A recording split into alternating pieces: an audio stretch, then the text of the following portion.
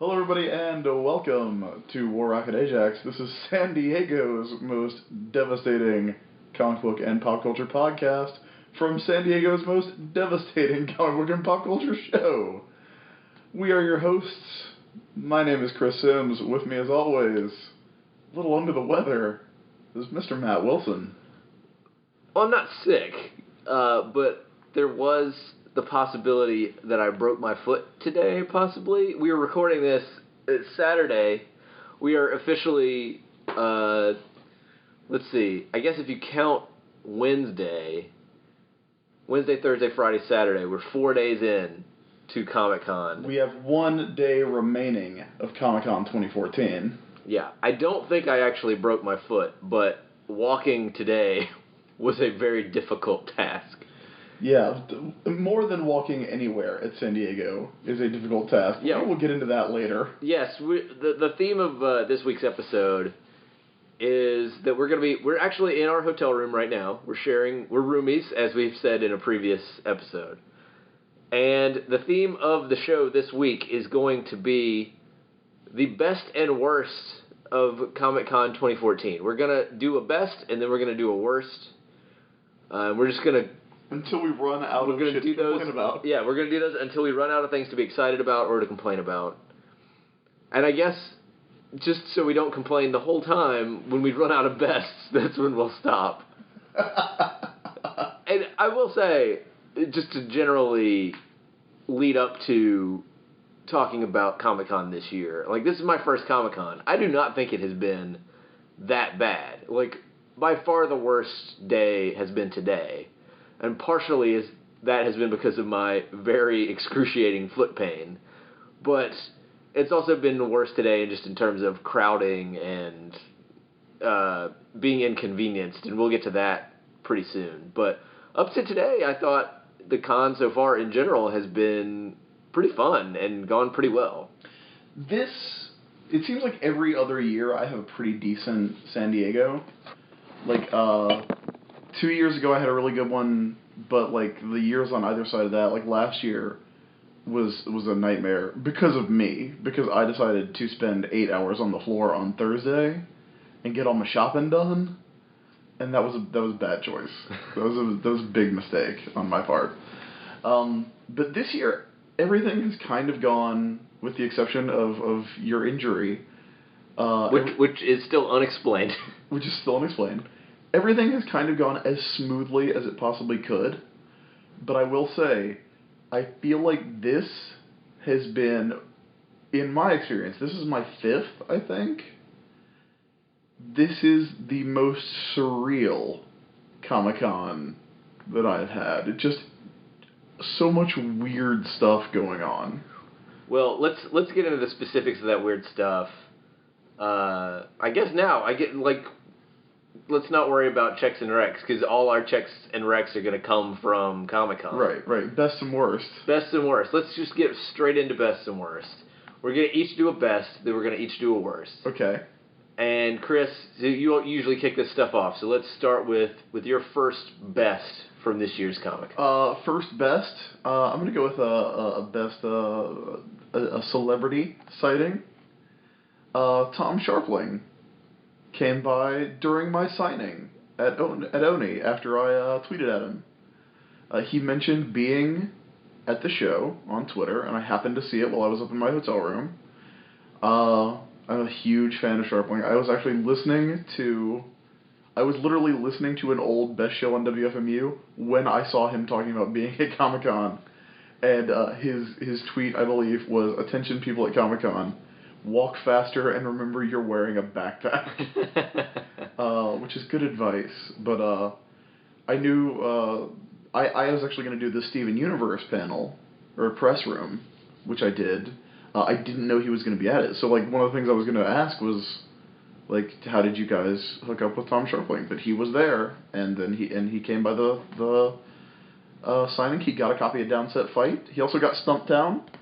He asked what was good at the Oni booth, and John Shork was there, and John Shork told him Stumptown was Greg Rucka doing the Rockford Files in Portland with a woman. And that is all it took to sell him on 2 hardcovers of Stumptown. So, yeah, Sharpling coming by. That was a really big, really fun thing for me. I'm really glad he came by. All right, well, while we're on the category of celebrity sightings, I'll do this best. Hulk Hogan was on my flight from Phoenix to San Diego. If you follow me on Twitter, you may have seen me tweet about it as I was on the plane, as it was about to take off. Hulk Hogan and Jimmy Hart were on there. Jimmy, the mouth of the South Hart. And that's right, baby. That's right, baby. I'm here. I'm here to get some more Rocket Angels, baby. Mickey Mouse is here, everybody. But no, I had a connecting flight. I flew from Charlotte to Phoenix. And I didn't even have an hour layover in Phoenix. I had to rush to my flight to San Diego. This is what I did in the airport in Phoenix. I found the gate that I had to be at, which was luckily not too far away. I bought a bag of Doritos.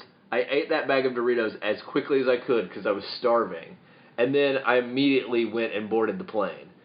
When I walked onto the plane, I see Hulk Hogan in a Hulkamania t-shirt, black Hulkamania t-shirt, red letters, the one that has the silhouette of his face on the back, sitting in his seat in first class, and I did not notice Jimmy Hart at this point because Hulk Hogan is fucking sitting there. Because Hulk Hogan's 6'7". Yeah, and I felt somewhat compelled to say something to him, but all my body could do was just kind of look at him askance.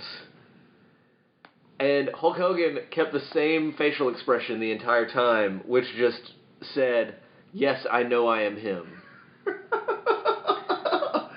And I sat in my seat and I started tweeting about how Hulk Hogan was on my plane. Now, for a lot of the flight, people seem to not be all that weird about Hulk Hogan being on the plane. That things seemed to go pretty smoothly. Nobody was flipping out. Somehow, about 20 minutes before we landed, it was an hour, maybe an hour flight. About 20 minutes before we landed, the flight attendants started completely mobbing Hulk Hogan.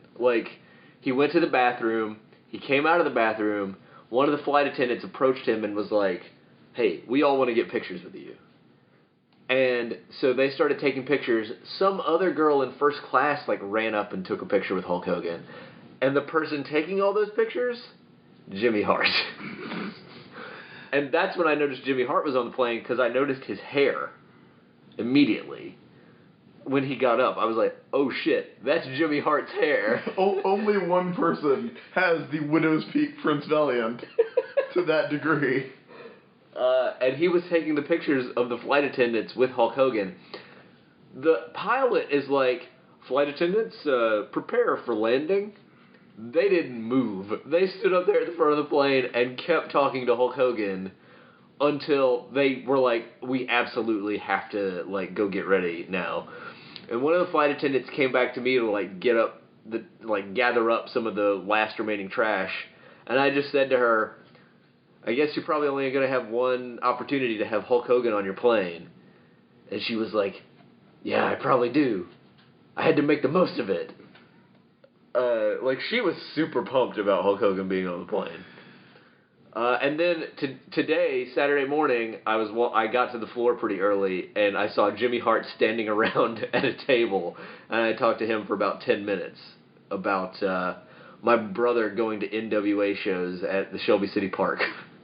Now, do we want to run down some of our other celebrity sightings that are sort of neither best nor worst?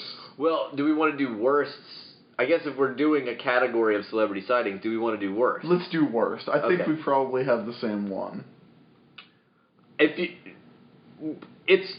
go together, but whichever one you don't do. Okay. I would say unquestionably the worst was, and it's not even his fault. I want to stress this. It's not even his fault. Chris Hardwick.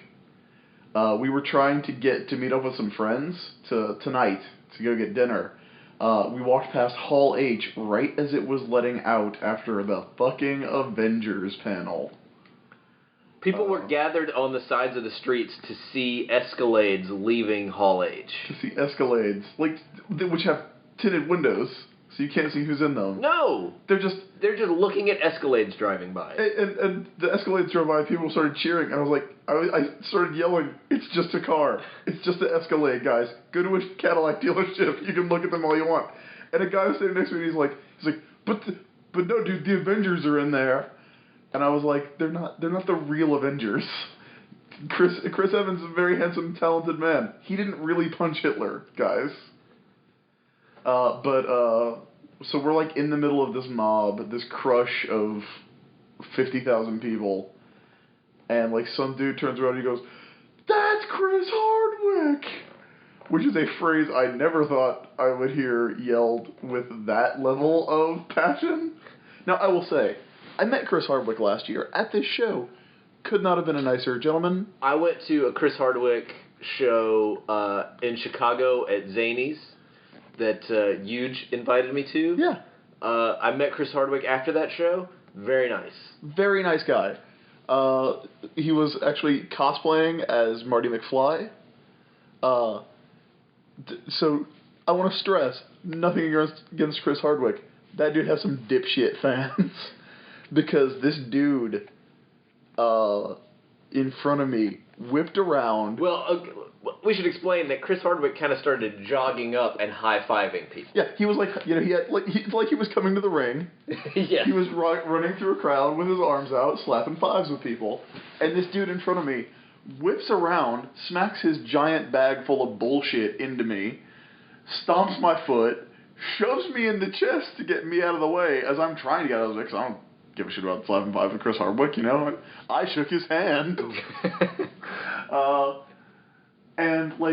And you got your already injured foot stomped on. Yeah, it was of all the things for me to happen to me at that moment, my bad foot got stomped on. Yeah, so and it's like people, calm down. Remember those flight attendants on the plane who asked for pictures in an orderly fashion with Hulk Hogan, who, again, nothing against Chris Hardwick, Hulk Hogan is more culturally relevant than any of us could ever hope to be. My worst celebrity sighting is going to be one that happened immediately after Chris Hardwick. And again, not his fault at all. But we saw, after we had met our friends and we were on our way to dinner to get into our David Willis's rental car. David Willis is the artist and writer of Short Packs, and Dumbing of Age. Yes. He was going to drive us to In-N-Out Burger in a rental car, which is the thing we did, and it was great. But we were on the way to go to his car. We're walking by the Hard Rock Hotel, and Andy Serkis starts coming out. You know that very recognizable Hollywood actor? Who is always a CGI character? Yeah, Andy Serkis. Who's always a CGI ape or ogre. He came walking out of the Hard Rock Hotel, and I think he had been on the Avengers panel too, because he's going to be something in the Avengers. I don't know what. But somebody goes, "Andy Serkis!" And everybody turns around and gathers in the middle of the sidewalk and blocks the entire sidewalk. It ain't a side stand, people. Yeah. And again, it's just like, we're already all so inconvenienced. You're not going to get anything out of just looking at this guy. You're not going to talk to him. There were some photographers taking pictures, but we ended up just having to, walk over to another part of the sidewalk and go... Luckily, there was another area to walk through. We did have to cut off two babies. Yes. Which I did, and I feel no shame about having to do that. About just, literal in a stroller baby just going, "Excuse me, I need to get through." San Diego really makes you question, the social mores, the social strictures that, encompass politeness. Because that stuff falls to the wayside. It really does. I'm done with it. Well, no, but like nobody else is treating you politely, so how could you treat anyone else politely? We had a whole conversation about how like people with bags, like Tom Sharpley is totally right about people forgetting they have backpacks on. If you're wearing a bag, that is part of your body. If your bag bumps into me, you should tell me, excuse me. Like, you have bumped into me by proxy if your bag bumps into me. Yes.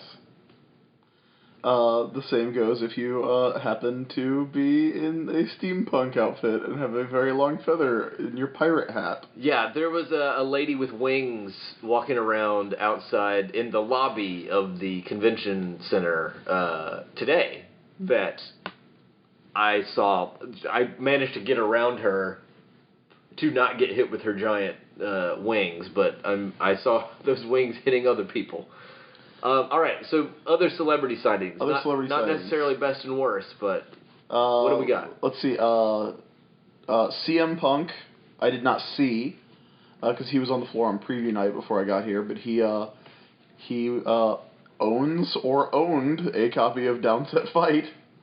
I don't know if he threw it in the trash as soon as he was far enough away from the Oni booth for it to not be conspicuous, but he was handed one by John Chork at Oni. Daniel Bryan walked by during my first signing.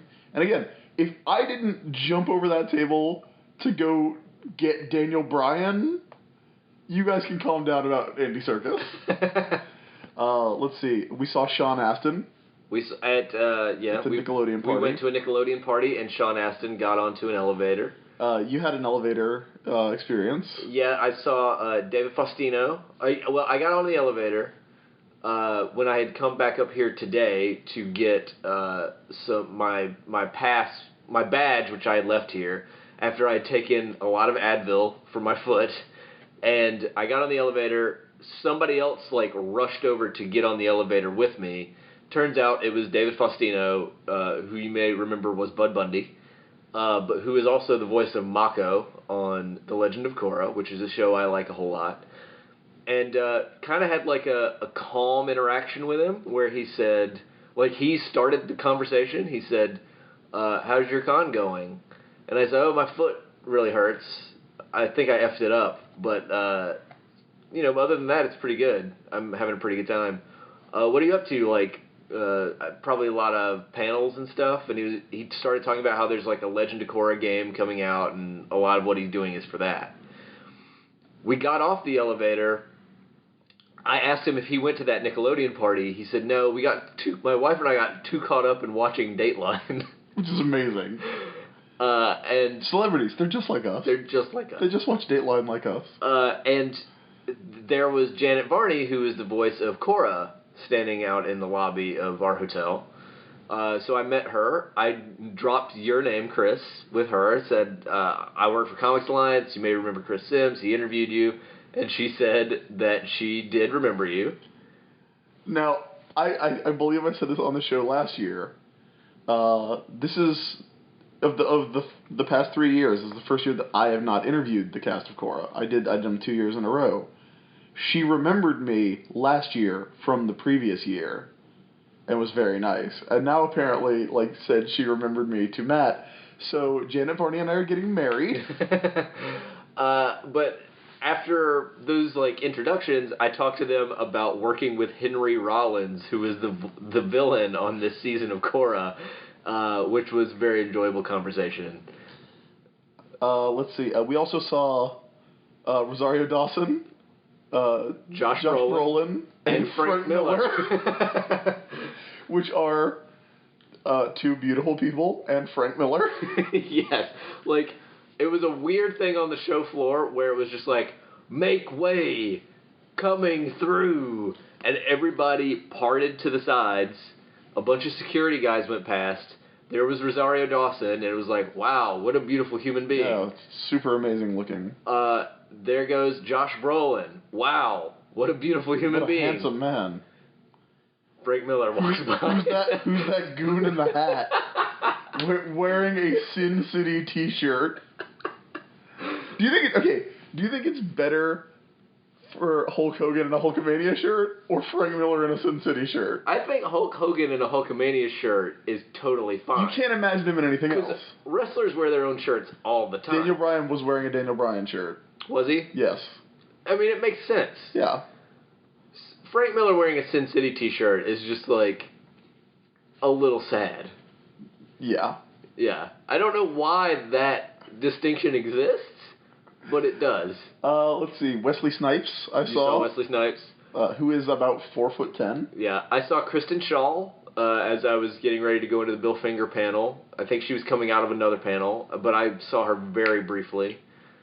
Who else have we seen? I feel like we're missing one that we saw, but I think we saw John Michael at the Nickelodeon party. We saw John Michael Higgins, right? Who's the voice of Varric on Korra. We had a lot of Korra people. Yeah. And if we think of others, we'll pepper them in. You saw Jackson Public at that party as well. I saw Jackson Public. I was standing very close to him. Caleb and I interviewed the Power Rangers again, which was fun. But there's video of that on ComicsAlliance. Yeah, so. yeah, I mean, the interview stuff. Yeah, that doesn't really quite count as much because I saw Kevin Conroy and John DiMaggio at a thing for the new Batman movie. I will say it was in a press hour, but I actually was unaware that Garnet from Steven Universe was Estelle, the singer, and I interviewed her one-on-one this morning, which was really interesting. Yeah. Because I had all the time I had the take me to the I want to go someday, and I had to not be hit me with a little American boy right now while we're doing this interview. She's really nice. Yeah. So what's our next? You know what I wish if you had done that. You know what I wish you would have said. What? She'd been like, "What do you do for a living?" And you'd be like, "I'm a writer." Well, next time I see you, why don't you write me a bunch of shit for free? I would have. I'd be like, okay. That's a Curb Your Enthusiasm bit. All right. What's the best from you, Matt? All right, best for me has to be the best thing of the entire convention for me has to be meeting Grant Morrison, getting a picture with him. Again, if you follow me on Twitter or Instagram or Tumblr, you've seen the picture of me with Grant Morrison. Dad and son. He put his arm around me without any prompting. It's a very familiar photo. It's very familiar. He's very he did not mind getting in my personal space. I think Grant's here. Yeah, I really wanted to take a picture because it was kind of a shamanic moment. I felt like father and son with you. That's why I wanted to do that. To put my arm around you, give you a little Christian side hug.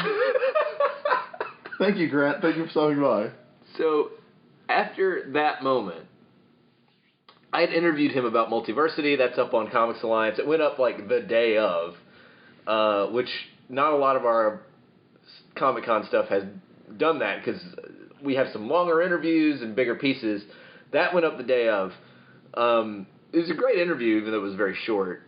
I thought I was going to a panel, but it turned out I was going to the DC press suite at the Marriott. It was all one-on-one interviews with Grant Morrison about Multiversity, which, I was like, oh, I'm trading up. I'd much rather do this than a panel. So I interviewed Grant Morrison, and after we took that picture, and then I was just like, all right, let's just go for it. I had copies of the Supervillain Handbook and the Supervillain Field Manual with me. I brought a few with me here. So did Hulk Hogan get one? No. I wish I should have done it. But I think Hulk would be mad at me about that. Hulk doesn't want to know about supervillains. Hollywood Hulk Hogan does. Yeah, that's true. That's true. But I said, Grant Morrison was wearing a shirt that said evil on it. And I was like, this is a sign. So I pulled out my supervillain books. I was like, I have a gift for you if you would take them. And he said, oh, I'd be happy to. And so I said, here, I wrote these 2 books about how to be a supervillain, published by Skyhorse. I think you might think they're funny. And Grant Morrison just goes, oh, yeah, I'd love to have them. Could you autograph them for me? And I just go, Sure, absolutely. And I take a Sharpie, I'll go over to a table, I'm writing out, I wrote the most awful, like, I have terrible handwriting to begin with. I just did the most terrible scribbling in Grant Morrison's books. One was just like a long note about, like, Grant, I'm sure you know how to be a villain, but here's a way to learn how to be more of a villain. Blah, blah, blah. Like, it was not that bad, but it was bad. And then the second one I just put, like, evil is good. Matt Wilson, King Oblivion. The second one was much better than the first. But, like, Grant Morrison asked me to autograph books for him. Like, that makes this whole trip to San Diego worth it for me. Chris, what would you say is, like, your top moment of the weekend? What's your best moment? Best moment of the weekend, aside from you and I trying to go to sleep while also trying to figure out Gotham in the dark. We watched a few minutes of the Gotham pilot last night, Friday night. We watched 12 minutes of it and then discussed it for an hour. Yep. I would say besides that, I dropped $200 on Sailor Moon toys today. That's pretty good. That's a thing I did. That's the kind of person I am. The Tamashii Nations booth has the SH Figuarts toys. There's video of this that Matt took. They had all 5 of the inner Senshi: Sailor Moon, Sailor Mercury, Sailor Mars, Sailor Venus, Sailor Jupiter. I already have Sailor Moon, so I bought the others. I just bought the rest of the set while I was here, because they're actually cheaper here at the con than they are online, which never happens. And then they talked you into buying... And then they talked me into spending $40 more on this metal Hello Kitty mech that you put a little Hello Kitty figure in, and it's Hello Kitty flying around in her giant metal Hello Kitty that has laser eyes, and it's amazing, and I love this toy, and I'm so glad I bought it. And it's heavy. I'm excited about dragging it back to South Carolina. Yeah, like, just... Because I always say that I'm not going to buy anything at San Diego, and for a couple of years I've really made that work, but this year there's been a lot of really cool stuff to buy. Giant Size Kung Fu Bible Stories, I got a couple copies of that, one for me, one for Josh Kroc. I did, this is it. I bought 10 issues of Tarot, Witch of the Black Rose, but I didn't buy them, because I know they know me there. They know my name. We have a history. So I gave Jen Vaughn my money, because the Fantagraphics booth is like 10 feet away from the Broadsword Comics booth. So Jen went and bought me 10 issues of Tarot that I've missed, because I haven't read it in a while. So yeah, I'm stocked up on Tarot, everybody.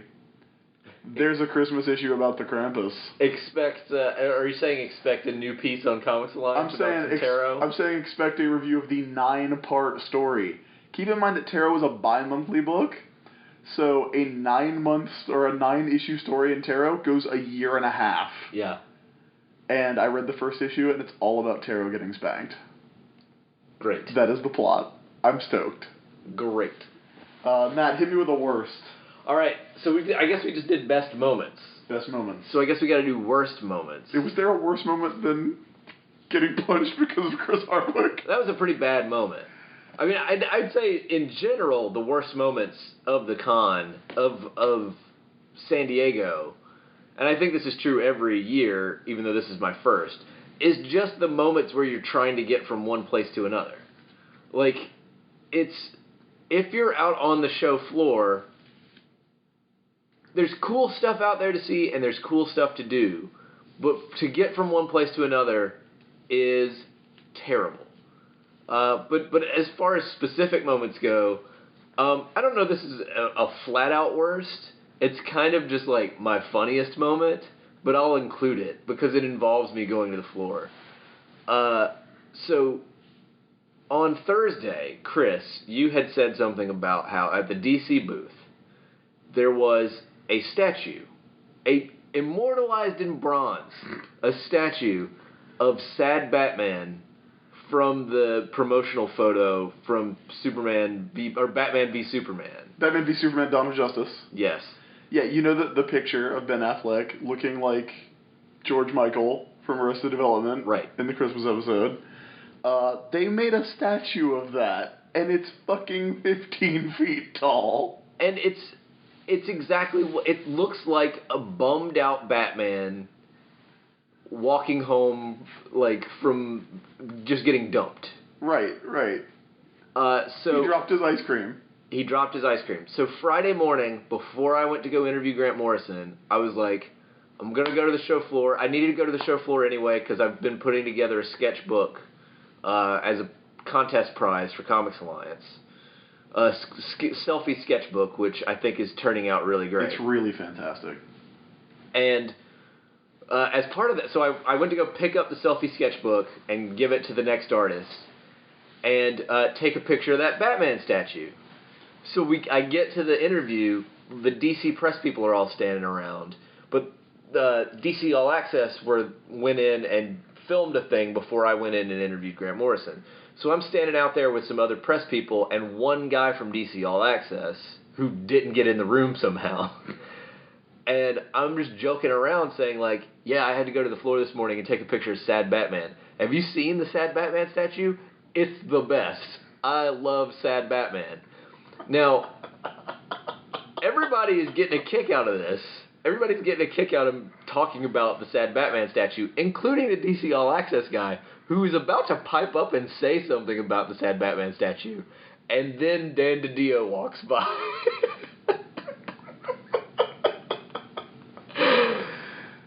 Dan DiDio did not turn to me and say anything about how, like, shut up about Sad Batman. But he had to have heard me. Oh, that's kind of the best, though. Yeah. I don't know how that got in the worst. Okay, I'll give you a worst. Okay. What actually resulted from going to this was kind of cool. The photos of the Cape Cal Create exhibit at the Hard Rock Cafe were kind of cool. But as far as like organization and actually like being an event, I thought the Cape Cal Create thing at the Hard Rock Hotel, which was just an exhibit of like artist renderings of Batman capes and cowls. Like they scheduled it for an hour. I was able to go through and look at everything and film it and take photos of it in less than 10 minutes. I guess it was kind of supposed to be a party setting. And also, I got up to the room where that was supposed to be taking place, and there was like a huge freak out about like people not being where they were supposed to be, people not checking in correctly. Like it was just a massive disorganization at this thing. It one of the many disorganized events at Comic-Con, but you actually showed up after me and couldn't even get in. I couldn't get in. Yeah. Even though I was supposed to be. Guys, Hard Rock Cafe, Hard Rock Hotels, still hanging in there. Yeah. Still getting plenty of T-shirt revenue. Still getting plenty of T-shirt revenue. And let me tell you, we were there for that other party. And if you didn't know if the Hard Rock Hotel knows what they're talking about, they played the Ramones while we were there. So yeah, I think they know a little something about rock and roll. All right, Chris.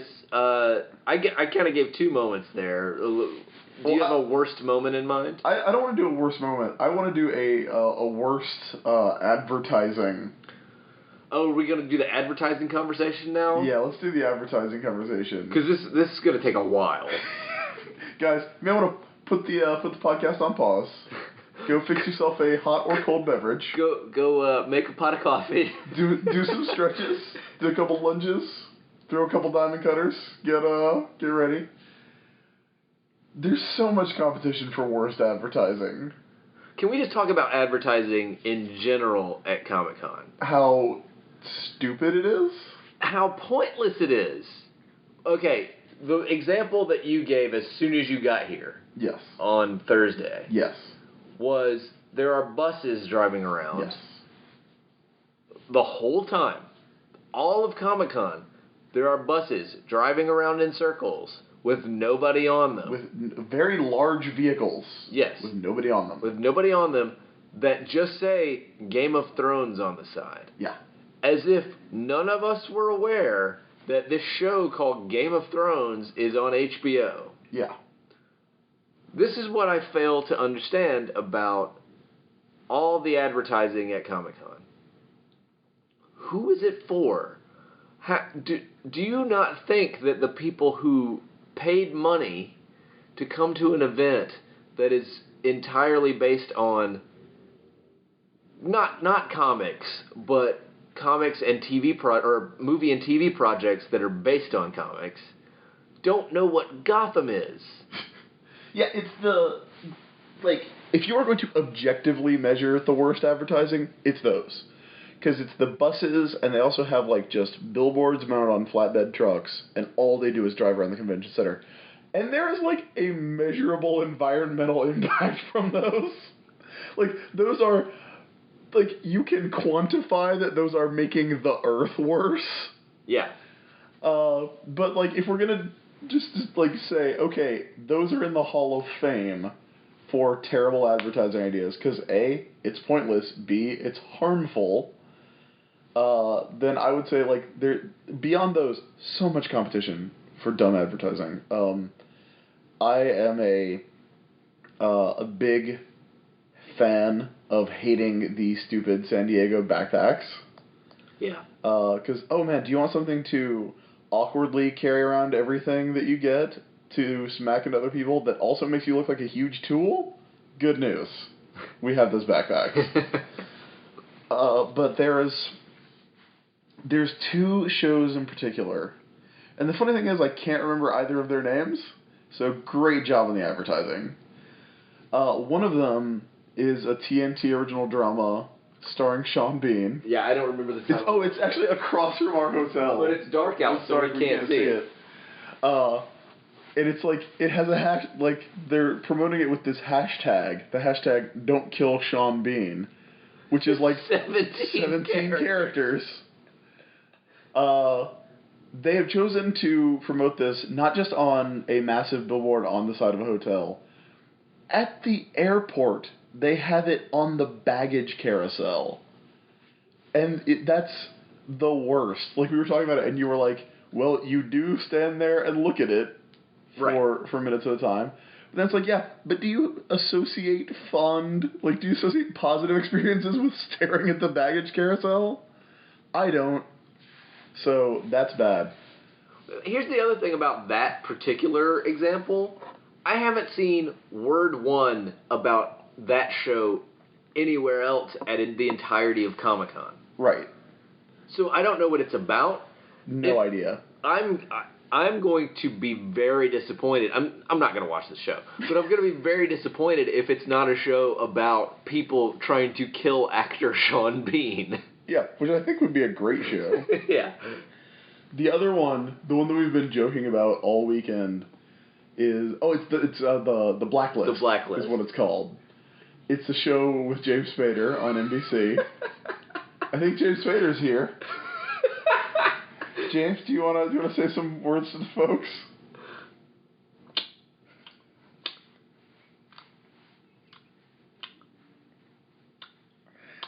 That's some James Spader mouth sounds for everybody. JamesSpaderMouthSounds.tumblr.com. It's this show called The Blacklist. I have no idea what it's about.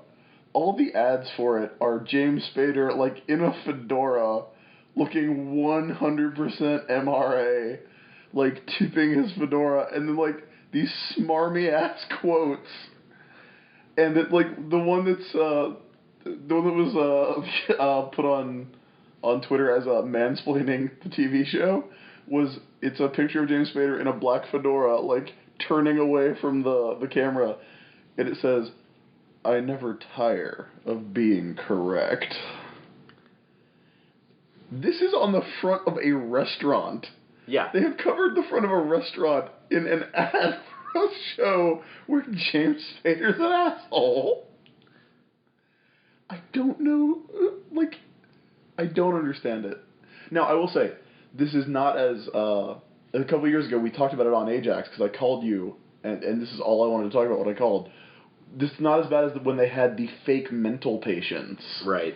With their hospital gowns and IVs, who were obviously, like, actors from Los Angeles, because they were all beautiful people trying to pretend that they were staggering mental patients out on the street. That was mad offensive. I also want to talk about how, like, some of the, like, a lot of the advertising for, like, the comics-related projects, like, the other thing about the Sean Bean show and the Blacklist is they don't have shit to do with comics. Right. Not the least bit of shit to do with comics. But the comics-related shows, the advertising for those, is just mind-blowing in how it tells you nothing about the show. Right. And often has nothing to do with the show. We're talking about Constantine? I'm talking about Gotham and Constantine. One of the big displays for Gotham, right outside our hotel, is a zip line. You can go do a zip line and in front of the Gotham skyline. Unless Jim Gordon zip lines into every scene of Gotham, and we know that that's not true because we watched part of the pilot, that has nothing to do with Gotham. Gotham is not a Batman show. Nobody's ziplining anywhere. That's what they keep telling us. They keep telling us Gotham's not a Batman show. It just has Bruce Wayne and Commissioner Gordon and the Riddler. It starts with Thomas and Martha Wayne being killed. Right. But that's not a Batman show. But spoiler warning: Thomas and Martha Wayne get killed. By the way, I hope you knew that Batman's parents died. I didn't want to ruin that for anyone. The Constantine tagline on the buses. Yeah, I was going to bring that up. Is how is it phrased? Is the demons he fights aren't just his own, which makes it sound like an 80s comedy, like an 80s teen comedy. With young James Spader. Is young James Spader here? So, gonna fight some demons. I wonder if I'll ever tire of being correct. James, it's me from the future. You never tire of being correct. Well, listen, what you gotta learn from me, Josh Brolin, is that if you're gonna be correct, make sure it's in an Escalade. Yeah, that Constantine tagline is the worst tagline since the one for I, Frankenstein. That was just, he's 200 years old and he's still alive. Which is also the best tagline that anything has ever had. But it's just like, the demons he fights are not just his own. Legit sounds like this show is going to be the goofiest show. And I actually have the most hope of all the DC shows.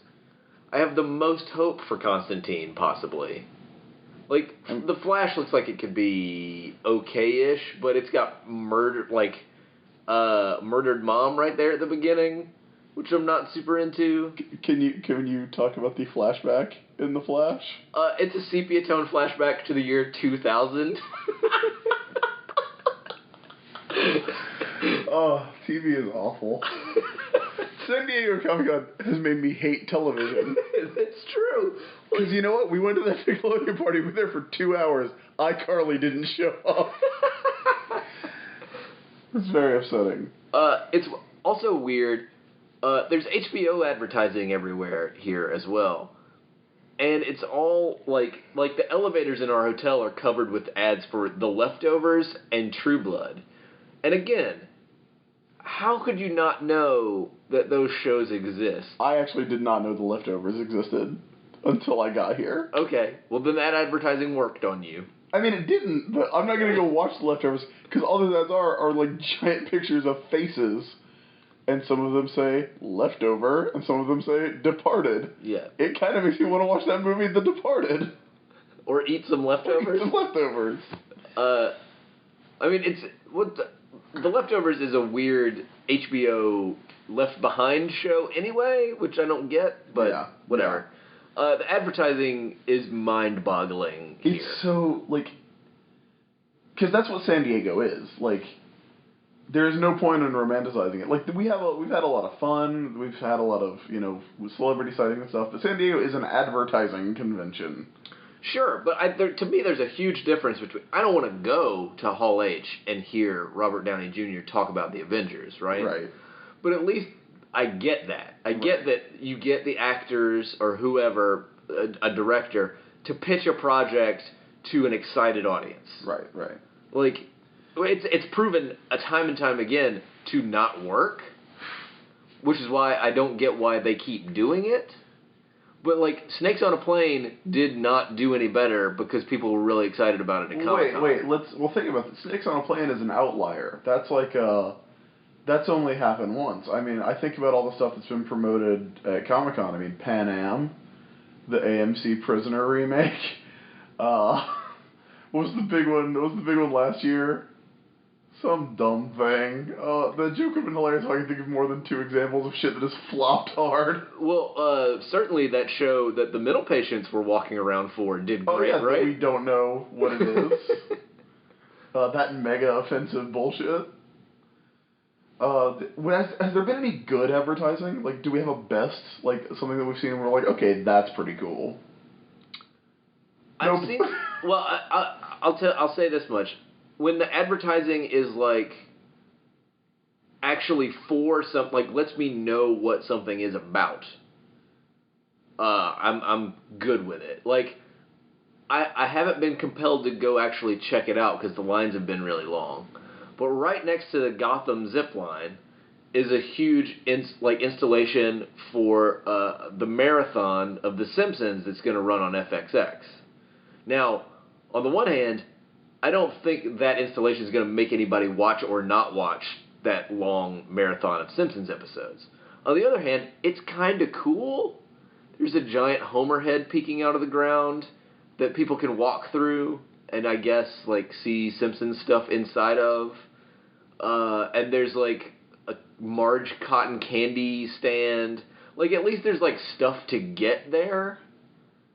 And like something where you could say like I had an experience that revolved around The Simpsons at Comic-Con. I don't hate that. We did meet 2 people who had gotten Game of Thrones tattoos at an event. Yeah. Like, for real tattoos. Yes. That's kind of cool. That is kind of cool. I mean, I thought that was, neat. Like, hey, like, dudes, listen, Game of Thrones is for fucking nerds, so I don't watch that shit. But if you like Game of Thrones, this is the place to be. Yeah. I saw a lot of people dressed up as that lady with the eyebrows that I like. That lady with the eyebrows. Yeah, the lady with she's got the blonde hair but the black eyebrows. Talking about Shakira? Yeah. Game of Thrones is that Hips Don't Lie video, right?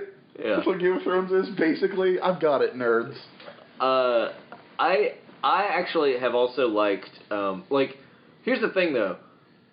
The advertising that works the best, at least for me, is the stuff that is, like, super traditional, just show me what it is, advertising. Today, I played a demo of Lego Batman 3. It showed me what the game was going to be. It showed me some of the cool stuff that it's going to do, some of the characters that it's going to feature. And that makes me way more amped for Lego Batman 3 than every other, like, little weird piece of video game advertising that I've seen up to now. Like, just show me what it is, and then let me decide whether I want to watch it or play it or whatever. Instead of, like, giving me a dumb tagline that doesn't tell me what Constantine's about. The demons Lego Batman fights are still alive. After 200 years. After 200 years. There's stuff that I think is interesting, but it's super weird. And I don't want to drift back into the worst, but it's like, there's that Assassin's Creed thing, where it's... The American Ninja Warrior course? It's okay, but it's 3 things. Assassin's Creed would go well with either one of these things, maybe.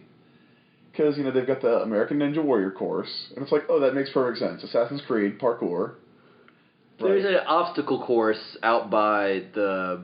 Petco. The Petco Park. Yeah. That is just like, it looks like the fucking Eliminator, and they're running people through it as a promo for Assassin's Creed. Right. And for American Ninja Warrior. But also, connected to that is a little barber station where you can get a shave from Schick Hydro in front of some guillotines. And it's like, guys, you can't try and sell me 3 things at once. You can't sell me American Ninja Warrior, Assassin's Creed, and a razor blade at the same time. I'll give you 2. 3's too far. Yeah. 3's too far. That's kind of what Comic-Con is to me. Is here's 3 things you can use, but they're all together. You can't separate them. But I've seen a lot of stuff that looks really cool. Like we walked past a bunch of stuff, but it's really hard to get to places. Like if you want to do that Walking Dead thing, like that they do every year, where you kind of run through the Walking Dead experience, like that's what you do at Comic-Con. Like you don't do anything else. That's what you do. And maybe you go to Comic-Con on Sunday. Yeah. Let's see. Do we have another best? Yeah, let's do another best. Like, I think one best has just been like kind of the San Diego stuff that we've done that's not necessarily Comic-Con stuff. Like best, like, okay, this is a best for me. Last night after the con was over, and we just wanted to go like hang out somewhere before we went to that Nickelodeon party, we found a Mexican restaurant and just went there, and you got a California burrito. Which is a burrito with carne asada, guacamole, and french fries inside it. Yeah. And I got some carne asada fries and a really good quesadilla. And we had some really good Mexican food in a restaurant full of suicide girls. Yes. Who were getting ready for their Sin City burlesque show. Were they getting ready for it, or were they coming from it? Maybe they were coming from it. Because they were kind of all arriving... But it seemed kind of early, like, it seemed early. It was early. I don't think you go to eat burritos before you do your burlesque routine. That seems like folly to me. I am not a burlesque dancer. A lot of it was also $3 margaritas. There were also $3 margaritas in the house. But we went and got some great Mexican food. I got some carne asada fries, which are great. And, like, we got to have, like, a weird kind of Comic-Con-y experience that wasn't, like... You know, we decided to go to a restaurant that was a little bit, like, a few blocks away from the convention center, so it wouldn't be, like, totally packed out to the gills. Yeah, the weird thing is, like, the restaurant that we went to, you walk in and you walk up to the counter and order, so you kind of, like, walk through the dining room to the back wall where there's the counter, and you order, and then you go sit down and wait for your food. You all know how restaurants work. But it's like, we walked in and ordered, and, like, we were kind of so focused. I was like, oh, yeah, this is where those good burritos are. We ordered, and then I turned around, and I was like, dude, are we at a Suicide Girls party? Like, because we didn't notice. Yeah, and it wasn't a party. They were just all there. Yeah, but it was legit half the restaurant. More than half. Yeah, it was a weird experience. It was most of the restaurant, and it was just like a weird experience, and like there was weird stuff playing on the TVs. There was the end of Gladiator, and then some dude just watching videos. YouTube videos. Yeah, but we had some great food, and we got to have a weird experience, and like if Comic-Con could be nothing but that, like good food and weird experiences, I would come back every fucking year. Yes.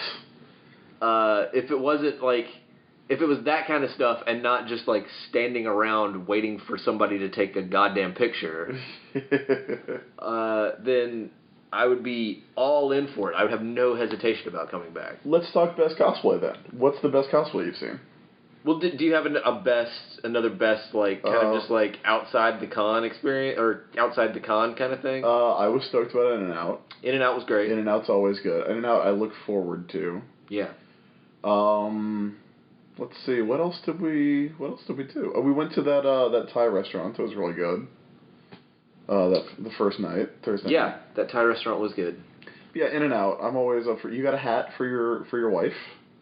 I did. I got an In-N-Out hat. Yeah. You didn't get a milkshake, though. I feel bad. The line, it got crowded. Yeah, we got in right at the right time. We just barely beat the crowd. Yeah. Well, okay, so I guess that was best food, worst food. I know my worst food. Okay.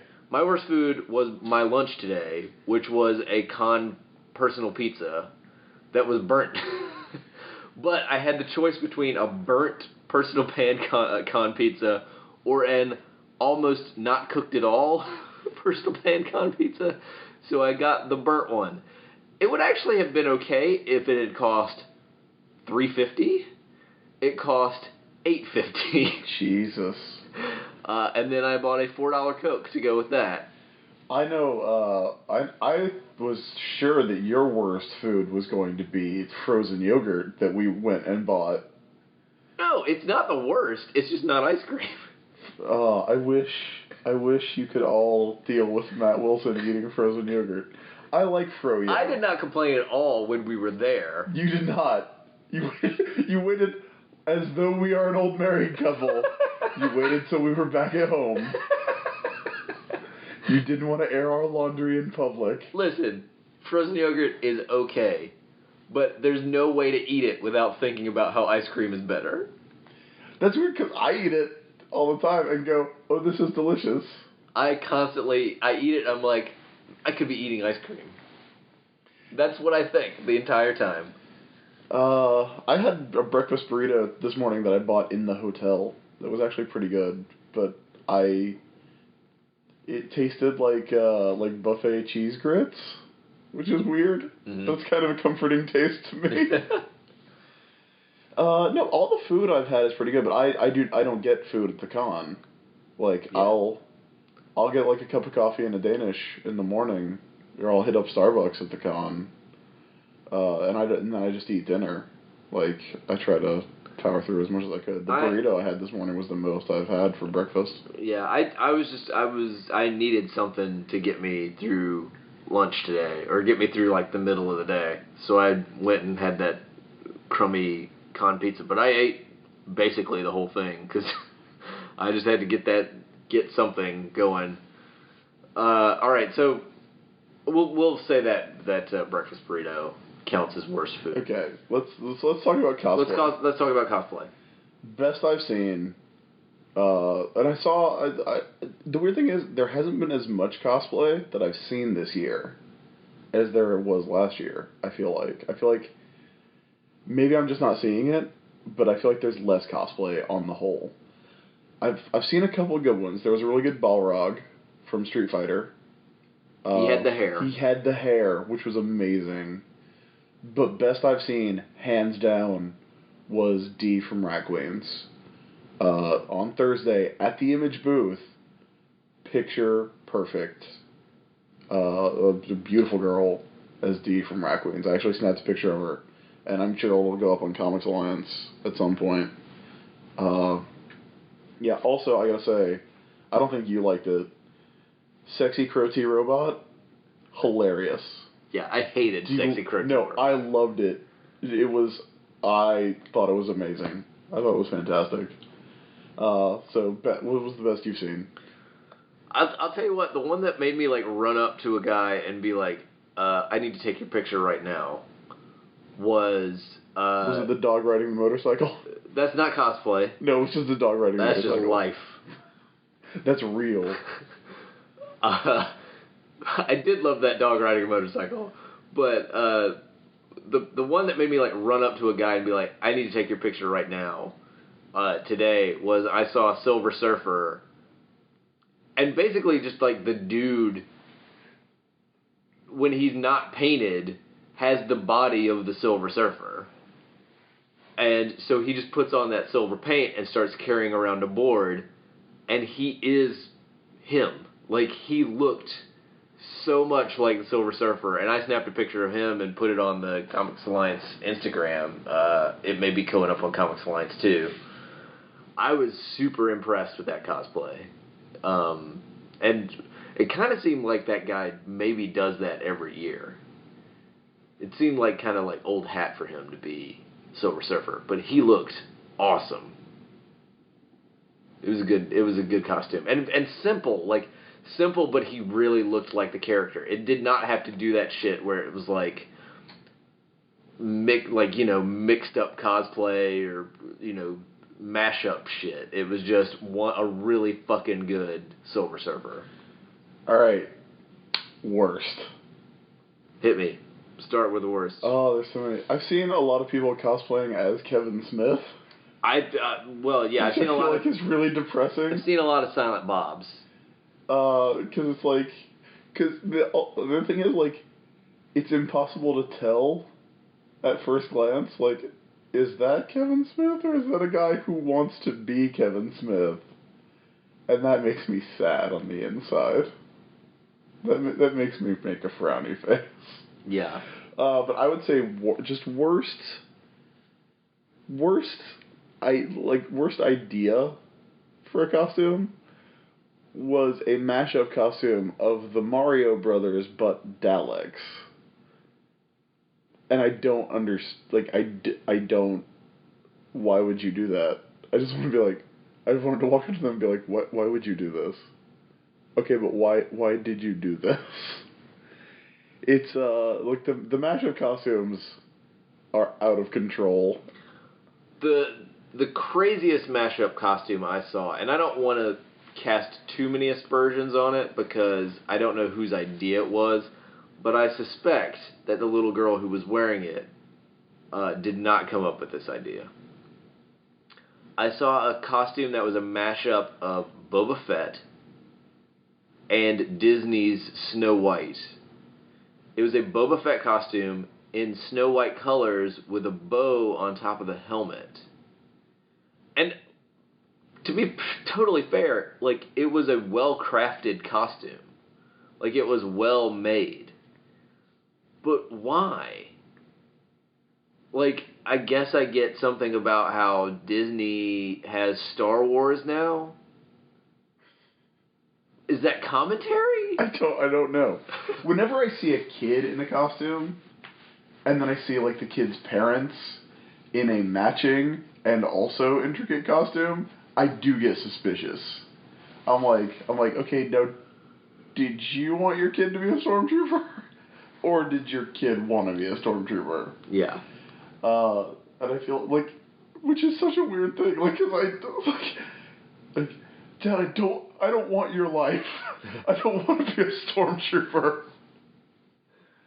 But yeah, that's always weird. We did see a pretty dead accurate Tyrone Biggums.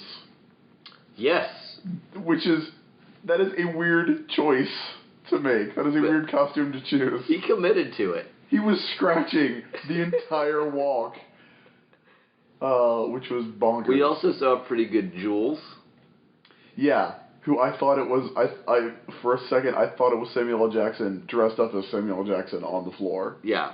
It was not him. No, it wasn't. It was good. It was a good costume. It was very good. I saw Judge Anderson, like a comic book Judge Anderson for the first time. We've seen a couple Judge Andersons. I've seen several very good dreads. There have been a bunch of good dreads, which is pretty cool.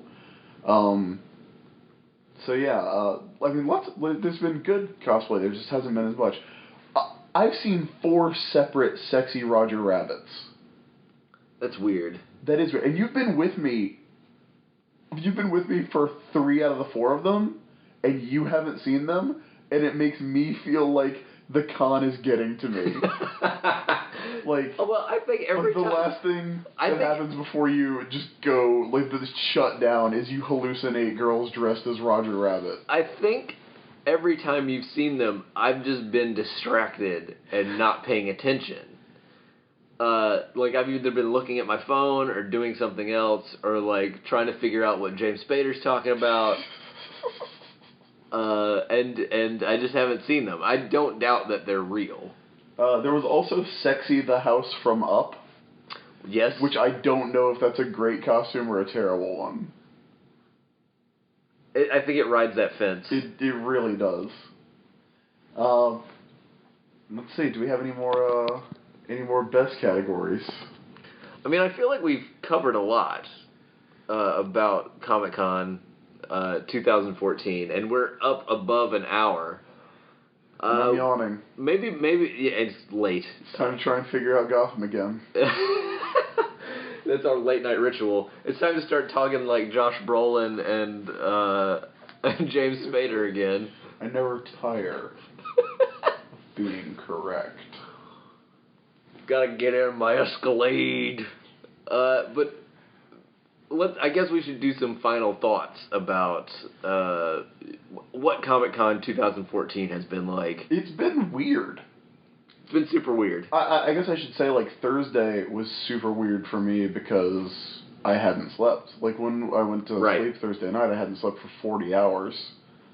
We were walking back after dinner, and it was like I was drunk. I hadn't had a drop to drink, but I was staggering and slurring my words and laughing uproariously at my own jokes. So I don't really remember doing anything on Thursday. Yeah. But yeah, like, this whole con has felt super surreal to me. It's been weird. I feel like this is the weirdest Comic-Con. I mean, I don't have a measuring stick to go by. They announced a second movie with Rocket Raccoon in it this weekend. They did. That's how weird it is. They did do that. I do think as far as, like, for me, like, this being my first Comic-Con, I expected it to be so much worse than it has been. I think part of it is that in past years, as far as, like, ComicsAlliance stuff goes, the structure's been different. I feel like the way we've been doing things this year has gone really well. Yeah. We have gotten a lot of work done. I've done a ton of stuff, getting that sketchbook together, interviews. I've done a panel or two. I have done some press events. All that kind of stuff. I've done it. Like, we've thankfully been able to stay out of Hall H mostly. But it's mostly been pretty doable as far as, like, ComicsAlliance work goes. And I've gotten to experience some cool things. I've gotten to see some cool things. It has definitely been surreal in a lot of ways. Like, losing my ability to walk on the fourth day was strange. And like, middle of the day food is something I've still not figured out. I've done something different about that every day, and every day it's been something weird and that didn't turn out great. That said, for the most part, on the whole, I feel like my first Comic-Con definitely gets a better than I expected mark. I have not been totally scared away from coming back. I think that's because you, in past years, have primarily heard about Comic-Con from someone who hates Comic-Con. Yeah. Me. But, again, I feel like it has gone as well as it could go, for the most part. So, hopefully tomorrow will be more of the same on that front. And yeah, Comic-Con. It's weird. It's weird. And that's probably as good a place to end as possible, as, we're going to have. Unless there's another best or worst we want to add. We can wrap up this episode of War Rocket Ajax. Be sure to check out our website, which is warrocketajax.com. That's where you can stream the show. You can read show notes.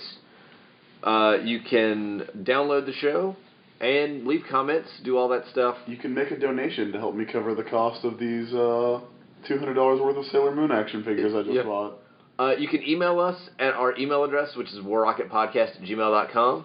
If you have an Every Story Ever list for us, which we didn't do this week because we're tired and we're not in front of our Every Story Ever list. But if you have one to send us, you can do it there at warrocketpodcast@gmail.com. Also, if you would like to sponsor the show, you can email us there, or if you just have a comment or a question or whatever. If you'd like to explain to us what the Blacklist is about. Yeah, please tell us what the Blacklist is about. Or maybe don't. Okay, that's our email address. Be sure to check us out on iTunes. If you go to iTunes and you search for War Rocket Ajax, you'll find the show. If you like the show, leave us a review. The more 5-star reviews we get, That's an alarm clock going off because Chris just started messing with it.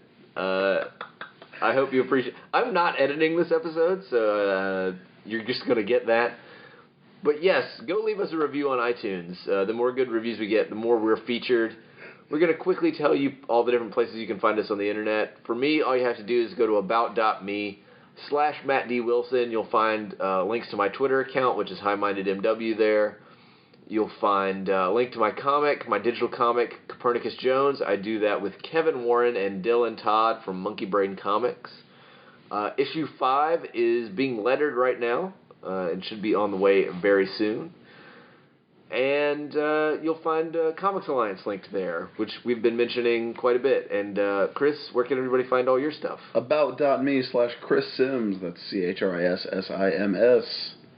On the web, ComicsAlliance.com. Twitter, @the ISB. That's it. All right, everybody. Thanks for listening to our Comic-Con special. Another From the Hotel at a Con special. That's so good. Those are our best shows. Well, James, Josh, do you guys have anything you wanna add before we quit? I better go get my Escalade. Get out of here. I never grow tired of this podcast. Grant Morrison, do you have anything you want to add? Scrooge McDuck, Grant Morrison, do you have anything you want to add? No, I think everything's been really well laid out, you know. Craig Ferguson, Grant Morrison, do you have anything you want to add? No, not really. It's just a shamanic moment that has been going through in this podcast. It's prismatic. It's prismatic. Thanks for listening, everybody. Guess what time it is right now?